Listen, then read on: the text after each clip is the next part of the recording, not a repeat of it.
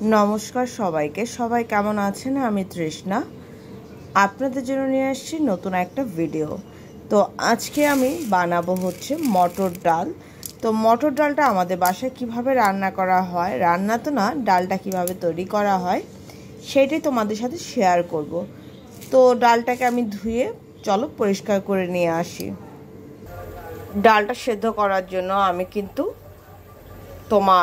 জলটা একটু গরম করে নিয়েছি। এরপর আমি দিয়ে দিলাম ডালগুলি। তো চলো ডালগুলি একটু সেদ্ধ হোক। এর মধ্যে কিন্তু আমি দিয়ে দেব কাঁচামরিচ। আমি দিয়ে দিলাম কাঁচামরিচ, দিয়ে দেব স্বাদ অনুযায়ী লবণ, আর দিয়ে দেব হলুদ। তো চলো আপাতত ডালটা সেদ্ধ হোক। তো দেখো আমার কিন্তু ডালটা খুব সুন্দর করে সেদ্ধ হয়ে গেছে, আর আমি একটু ঘুটে দিয়েছিলাম ঘুটনি দিয়ে। তো এখন আমি এর মধ্যে দিয়ে দেব দাঁড়া। আমরা এটাকে বলি সরিষার দাঁড়া, তোমরা কি বলো আমি জানি না। তো এখন দাঁড়াগুলি দিয়ে দেওয়ার পরে দাঁড়াগুলো একটু সেদ্ধ করে নেব। তো চলো দাঁড়াগুলো একটু সেদ্ধ হোক, তারপর কিভাবে কি রান্না করছি, কি দিয়ে ডালটাকে সম্বার দেব সেটা তোমাদের সাথে শেয়ার করব।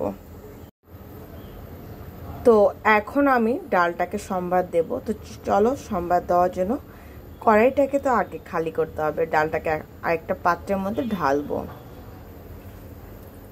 ডালটাকে সম্বার দেওয়ার জন্য কড়াইটা একটু হালকা ধুয়ে কড়াইয়ের মধ্যে তেল গরম করতে বসিয়ে দিয়েছি। এর মধ্যে দিয়ে দেবো দুটো তেজপাতা আর শুকনা মরিচ। তেজপাতা শুকনো মরিচটাকে আগে একটু হালকা ভেজে নেব। তেজপাতা শুকনো মরিচটা যখন ভাজা হয়ে যাবে তখন দিয়ে দেব পাঁচফোড়ন।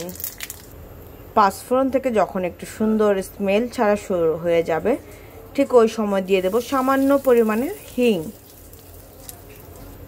তো চলো এখন আমি আগে ডালটাকে একটু ঢেলে নেই, কারণ একা হাতে ক্যামেরার সম্বার দেওয়াটা একটু ডিফিকাল্ট। চলো আগে দিয়ে নেই।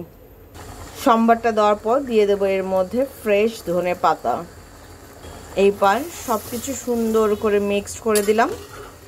এখন এটাকে আর খুব বেশি জাল করার কোনো দরকার নেই, 2 থেকে 3 মিনিট একটু জাল করলেই হয়ে গেল আমার মটর ডাল। নিরামিষভাবে রান্না করেছি। তো চলো 2-3 মিনিট পর তোমাদের সাথে ফাইনাল লুকটা শেয়ার করছি।